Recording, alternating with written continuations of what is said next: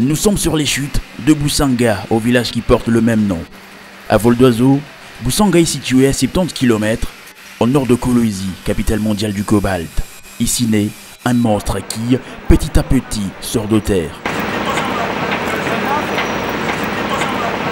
C'était en 1956 que le tout dernier barrage a été construit en République démocratique du Congo. Il s'agit de la centrale hydroélectrique d'Onseke. 64 ans plus tard, naît un bijou et une curiosité technologique, la centrale hydroélectrique de Boussanga, dotée d'une capacité de 240 MW. Ce projet est né suite au déficit énergétique enregistré par la sino-congolaise des mines Sicomine, qui est un projet minier qui garantit le financement du projet infrastructure entre la RDC et les groupements d'entreprises chinoises. C'est dès la conception du projet des infrastructures confiées à Sicomine que le déficit criant en énergie a été constaté en RDC, car Sicomine avait besoin de plus ou moins 170 MW, chose que la SNEL ne pouvait offrir. Conséquence, c'est tout un projet de Sicomine qui est modifié malgré l'importation de l'énergie électrique par la sino-congolaise qui tente de suppléer ce déficit. Alors, c'est un problème qui naît et qui exige une solution d'urgence. Afin de permettre à Sicomine d'atteindre son objectif, le projet Boussanga est mis sur la table. Amorcé depuis les années 60, ce projet est un outil capital et très attendu par tout le monde. Il fera la fierté de la province du Lualaba en particulier et de la RDC en général, car sous le plan technologique, la centrale hydroélectrique de Boussanga sera la plus moderne du pays.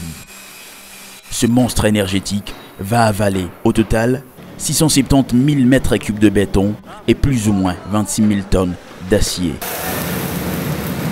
Pour y arriver, il a fallu un investissement de 566 millions de dollars américains et le choix est porté sur Sikohydro SA, une société des droits congolais à capitaux mixtes, issue de Sinohydro et CREC, deux entreprises de renommée mondiale cotées en bourse parmi les 500 plus grandes entreprises au monde pour exécuter ce projet. Pour construire l'usine là. Ici, l'erreur n'est pas permise et le projet doit être achevé dans les délais. L'entrepreneur s'est choisi un personnel hautement qualifié. Il travaille avec les sous-traitances qui regorgent plus ou moins 2000 employés. Vu les exigences technologiques, ils sont tous formés sur place. Une expérience pour les Congolais qui participent à la construction du barrage. C'est depuis 2017 que Sikohydro a démarré les travaux de construction de ce colosse d'acier et de béton.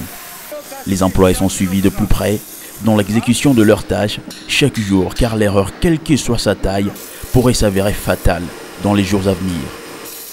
À ce jour, le projet est à 70% et d'ici le dernier trimestre de l'année 2021, la centrale hydroélectrique de Boussanga sera opérationnelle. Déjà, les chambres de turbines sont en érection, tout le monde s'active, le compte à rebours étant déjà lancé. Le site compte 1936 travailleurs qui s'emploient nuit et jour, dont plus de 80% sont autochtones, issus du Grand Katanga. Ils sont repartis en 3 chiffres de travail en raison de 8 heures de travail par jour.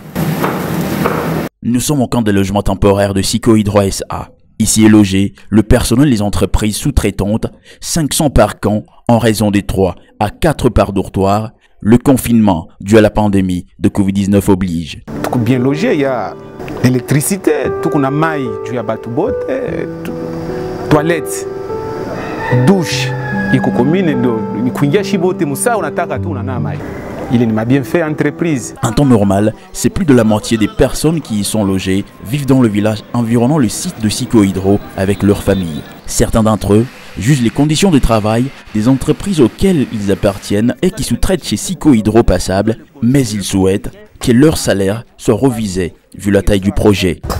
Mina furaha njuu ya kazi basi tufunda masomo njoo tutumike kazi ya societe. Ikazi tunatumika nyumba isha kulefuka sana. Kintu cha kwanza mbele ni salaire, tunasumburiria hapo. Salaire iko kidogo. Le besoin des employés du site de Boussanga fait naître un village de fortune avec des maisons, boutiques, kiosques, restaurants et bars en bâche à plus ou moins 100 mètres de l'entrée principale du site. Une situation dont se plaint Sikohydro SA car elle constitue une source d'insécurité. D'ici mars 2021, les grands travaux de la génie civile prennent fin et les entrepreneurs se retirent au fur et à mesure. Pour faire fonctionner le barrage, Sikohydro n'aura besoin que de 100 personnes, d'où ce petit village de fortune est appelé à disparaître. Comparativement à certaines informations relayées sur le traitement des travailleurs du barrage de Boussanga, tout prouve le contraire. Ici, personne n'est logé dans un abri en bâche et les chiffres montrent la moyenne pondérée des salaires de plus ou moins 220 $ le mois, c'est-à-dire 443 000 $ américains pour 1936 employés.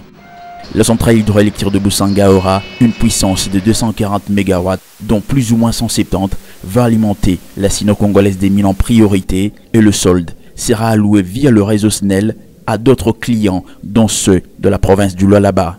Il pourra non seulement produire de l'électricité, mais aussi booster certains secteurs générateurs de recettes en province par la création d'un lac de retenue, un endroit idéal pour le développement de la pêche, l'élevage, l'agriculture et le tourisme.